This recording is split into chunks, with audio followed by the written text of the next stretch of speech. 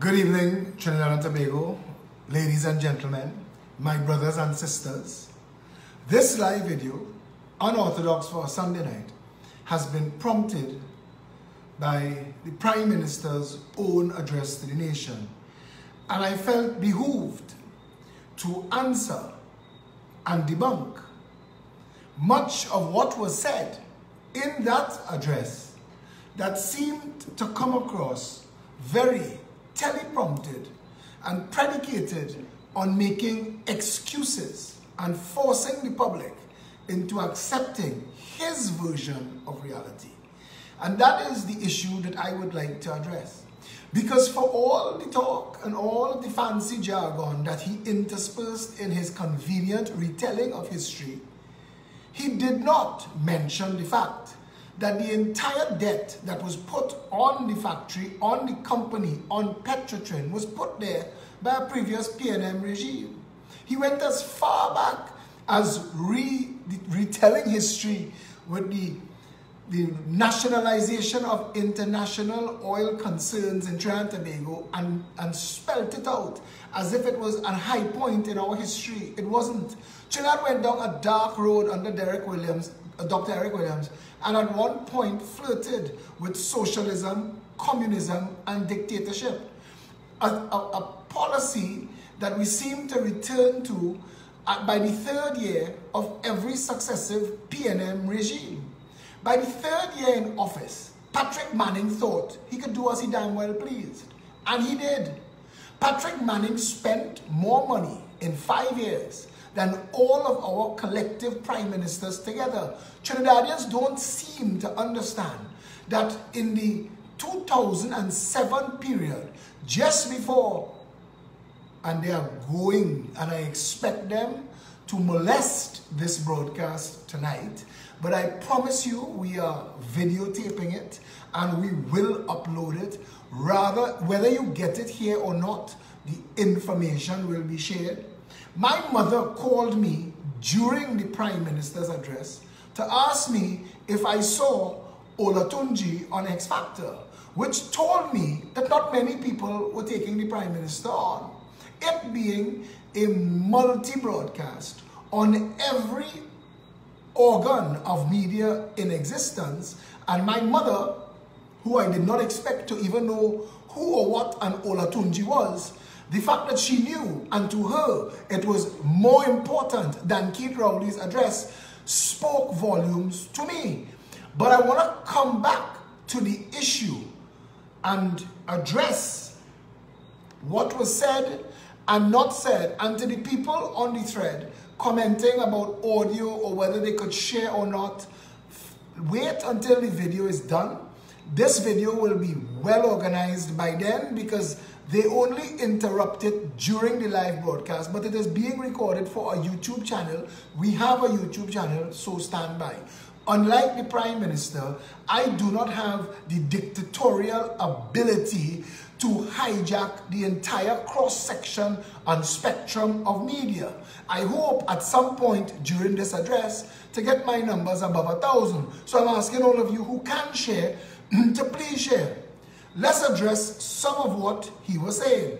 Because to those who think that the deal is a done deal, I want you to understand this address and the Prime Minister and his band going Marabella on Tuesday says otherwise. I wrote this on my wall. While he was speaking, I was taking note. The Prime Minister opened his address to the nation speaking about the bond payments that are coming due and the country's credit status. And I would like to address that as well. The bond payments that are coming due were floated because of Malcolm Jones, Ken Julian, and Patrick Manning under then Minister of Finance, Conrad Enil. The entire bunch always needed to be brought before a tribunal to find out under whose authority were they granted the ability to waste so much public funds on unproven technology. This was never in the purview of the government. You cannot assume that because you hold public office that it gives you the right to destroy the country. It does not. And what Ken Julian and Malcolm Jones did put a gun to the head of this country and pull the trigger. That $12 billion that all of these PNM spokespersons talk about was put there due to PNM theft. It is continuing on now with a PNM company named Nikwan or Nikwan, however you want to pronounce it, being formed by a bunch of these same people trying to go and buy what they took taxpayers' money to buy at fire sale prices. This is unacceptable. And Keith Rowley, as apologist, if not liar-in-chief, coming to fool the nation tonight with this retelling of history is totally unacceptable. And the entire country needs to reject him and reject this out of hand. You are the Prime Minister of Trinidad and Tobago, and you are live on every method and organ of media, and you could only get 2,000 views. That tells me how little interest people have in what you have to say. He then went on, and I wrote, the PM lies with ease. Just give me 1 second there, please.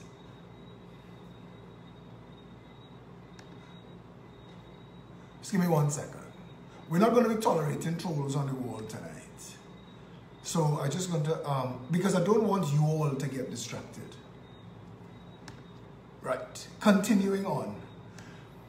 The Prime Minister, I don't want to get back to this. Christopher Rowley, Keith Christopher Rowley is a damn liar. Yeah? The PNM trolls are out in their numbers to distract, and I want to ask all of the people looking on at the thread to ignore them. If they are not deleted while the conversation is going on, they will be deleted right after. So they won't last as long as the PNM's Red House fire. Anyway, back on point. The PM lies with ease, especially when it comes to explaining the failures of his government to steer the ship of state. He spoke of international financial situations without realizing that the rest of us have access to international news and that the world enjoyed a growth of 3.5% in 2017 and is on schedule to have a similar growth this year. He relied on the oath of his office without fear or favor, malice or ill will. But if one were to look around and to see how the PNM, this PNM, is dispensing governance, it is with clear malice and ill will. Fear and favor is being applied to the 1% friends and financiers of the PNM. The PNM takes credit for the good and ignores the bad. And yet, we live in a country 56 years old. Look around at it. The amount of money that has been spent by government after government, but principally PNM governments. They've had control of the treasury for more than 80% of our independent life. He does not speak to the issue of the last version of the PNM foisting a most suspect, if not glaringly corrupt, gas to liquids debt, among others, on the company and the country. And this, more than anything else, makes his entire contribution a farce. The Prime Minister wants to assume that his and his government's assessment is one that can be trusted. But how can it? Looked at holistically and taken together with the government's failure to manage the economy, to bring the rogue banking sector to account, the madness of the secret Venezuelan gas deal, the Sandals deal, and the complete failure and collapse of the Sea Bridge, culminating in the purchase of a ship wholly unsuitable to the task, begs the question, who can trust this Prime Minister? Clearly not the people of Trinidad and Tobago. If something as simple as measuring the dock before you buy a ship was omitted, what else are they guilty of? Instead, we find ourselves needing to have an independent, more transparent and trusted investigation and assessment into what happens next where Petrotrin is concerned. To open and close by attacking the opinions of others while not having one shred of moral authority in this or any other national issue, Keith Rowley seems to be taking cues from his friend in secret conspiracy, Maduro, and is attempting to rely on propaganda and threat to manage public opinion. I say again, his assessment of the matter of state cannot be given the blanket trust he expects nor demands, not on his atrocious track record and that of his government, Obama-esque attempt at the delivery of this well-coiffed nonsense notwithstanding. The entire broadcast appears to be self-serving and begging for mercy by a lame duck prime minister from a public long fed up of his failure and that of his government. I will be going live tomorrow at noon outside the nation's parliament in a protest. That is my sign behind me, Keith Rowley, fire yourself. I am trying to get another sign to accompany it and take your band of malcontents and never-do-wells with you. The reality of our Trinidad and Tobago this evening did not require Keith Rowley to come and play spin doctor in chief. His accounting for the performance of his government begs more questions than his stunting answers. We, the people of Trinidad and Tobago, have a responsibility here. Our responsibility is to our country, to ourselves, to our loved ones, and to our future. We cannot continue to give blanket authority to political charlatans representing deep-pocketed financiers and oligarchs to run roughshod over the country and then come and throw shiny baubles before a defeat of the people. An entire last half of that nonsense address to the nation was spent trying to bribe Petrotrin workers to promise them a settlement. Go and ask the people of Caroni Limited how that worked out for them. Even if you do get your entire lump sum in your hand, trust me when I tell you, it will get depleted so quickly, paying bills and covering debts that you still have to handle going forward. Putting 4,000 people on the breadline at the same time in a country this small, how easily do you think you will be able to get another job, and what type of job? There are people who speak about the salaries at Petrotrin, and again, like them, if I were to speak on it, I would be speaking ill-informed and on speculation. I don't know.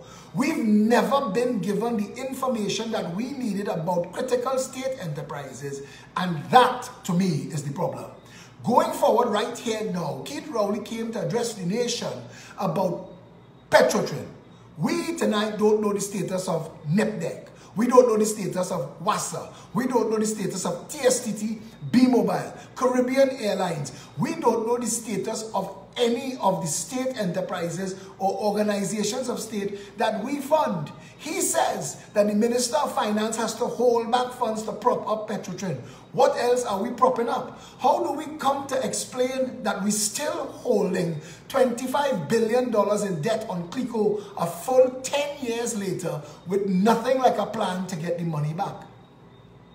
All of these are critical issues for all of the people of Trinidad and Tobago.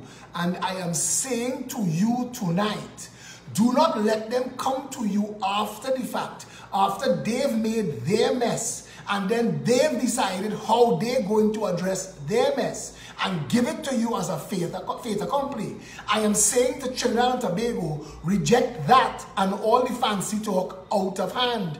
It is time to bring the government to account. It is time that the people of Trinidad and Tobago knew exactly what was going on with the pitch lake. It is time Trinidadians knew. You see how all of a sudden we know that Petrotrin could refine 140,000 barrels of oil and we get 40,000 barrels of oil a day? We know that now. What does Labidco and Lake Asphalt do? Lake Pitch Asphalt do? What happens in the pitch lake? Where does that money go? How much are we refining? What are we taking out? How does it come? By a barrel? By a sheet? By a bucket? By a truckload? We don't know. What is WASA's current situation? What is TNTEC's situation? What is the National Insurance Board and NIPDEC's situation? What is the debt burden at UDCOT, EFCL, EMBD, Sport TT, and the rest of the end-run tender process companies set up under Patrick Manning to pilfer and plunder this nation's treasury? All of these questions need to be answered, and they are not going to be answered if the people accept fancy footstepping by a prime minister to fool them. I say again, Petrotrin is not losing money. The chairman of the board of Petrotrin told us at the end of June 2018 that without the $12 billion debt to service, Petrotrin is profitable. So why are we shutting it down? Or did Wilfred or William or whatever Espinet's first name is, did he lie to the nation? And is the media who broadcast his lies guilty of selling fake news? All of these questions need to be asked. The people of Trinidad and Tobago have been sold nonsense for 56 years. We've been lied to. Governments have been relying on propaganda and noise, distraction, misdirection, deflection, foolishness. That is the way the country has been run, while their friends, family, and financiers make off with the country's treasure. $3 trillion cannot be accounted for, and all of the fancy excuses that you want to give as to what happened from 1817 to now, I have little or no interest in. I want to know from 1962, when we had control of this nation's treasury, what happened to our money from there going forward. We've had 2 oil booms and a gas boom. Where's the money? Where's the money? If you can account to the nation as simply as you just did for Petrotrin, we want an accountant for every other state enterprise, state company. We want to know the status of the Clico company, everything that we bought and bailed out, answer and account to the people for each and every one. If you cannot do that, Mr. Prime Minister, I strongly suggest, instead of coming to try with your rehearsed and teleprompted nonsense to fool the nation, that you fire yourself and take your band with you. The country has never been this poorly mismanaged at a time when the rest of the world is booming. Nothing about this country makes sense. We cannot continue. I noticed the opposition leader 48 hours after I spoke about Guyana oil, speaking about Guyana oil too. The opposition are 2 full days behind the Progressive Empowerment Party. The government is trying to evade answering for their misbehavior in public office and coming to give you. The Prime Minister came to muddy the water. The Prime Minister came to give you Trintok, Trintopec, 1817 refinery, wherever. All of that. And inside of that, I heard him blame the foundation of the refinery. This is a country that at one point was run by 2 geologists. The Prime Minister, Patrick Manning, and his senior minister, Keith Rowley, are both geologists. Yet under a PNM government, where both of them were at the height of their reign, we got Labidco, Taruba, and Las Alturas. Now we find out that Ken Julian, Conrad Enel, Malcolm Jones, and that band built equipment and factory expansions on shifting sand and failed foundations. And to say so disingenuously and offhandedly that no one has been brought to justice, knowing full and well that members of that decision sit in Balize House and in your cabinet.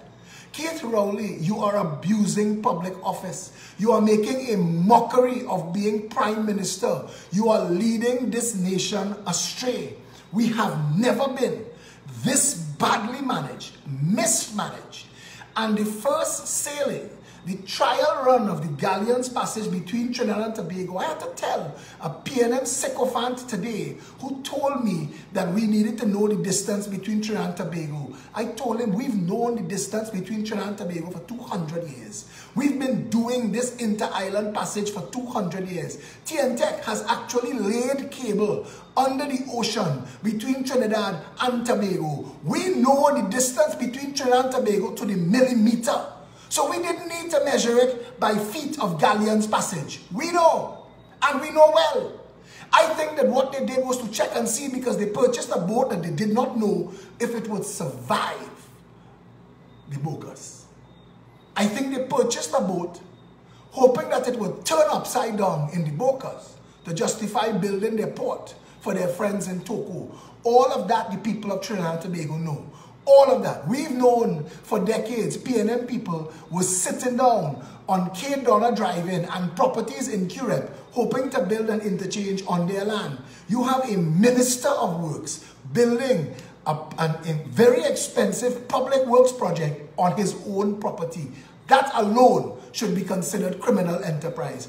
Only in Trinidad and Tobago are these things allowed. Anywhere else in the world, anywhere else in the civilized or the developed First Nation, First World, people would ask questions. How is it possible that Rohan Sinanan could have a stake in K. Donner and build a national overpass on his own land? That is madness. And we allow these things to happen when we take sanitized nonsense like we got tonight from Keith Rowley in that manufactured address to the nation. Some of the things that he took straight out of the history book and Google are true, but it was interspersed among some very serious lies. There is doublespeak, innuendo, and outright evasion of reality. What is going on in Petrotrin today has to be asked. If when oil was at $51 a barrel, we made a profit in up to June 2018, what are we doing now that oil is $76.25 a barrel? Where is that accounting, Mr. Espine? Does Mr. Espine own ships that he hopes would be transporting oil and gas if we shut Petrotrin down? Again, conflict of interest if the rumors are true. We don't know. It took coming to this, where the people of the country are so fed up that the government had to come and send the Prime Minister to try to fool you tonight. I am saying to Trinidad and Tobago, a proper inquiry into Petrotrin needs to take place. Not a commission of inquiry, an assessment from a trustworthy source. The problem is, the people to appoint that trustworthy source is this same government whose lobbyist formed a company to buy out from Trinidad and Tobago's people assets that he was lobbying for. We've paid people with Trinidad and Tobago dollars so that they could be rich enough to come and buy Trinidad and Tobago assets. That is the madness that has been taking place in this country. Can we trust our Prime Minister to appoint an honest and deliberate assessor of Petrotrin? The answer is no. The answer is no. And to those who ask him, do we have a president? The president has no job. The president's job is a placeholder. The president's job is to swear people into office. Our president has no role in our constitution, none of any value. What we need right now is we need to put a government in office that will undo and redo the madness that is our parliament and how our governments operate. But that's a whole other conversation. Tonight, what we are talking about and what we need to be clear about, absolutely, pellucidly, crystal clear, is that the doublespeak stunt that the Prime Minister did tonight as his address to the nation needs to be rejected. We as a people need to call for an independent inquiry and assessment of Petrotrin.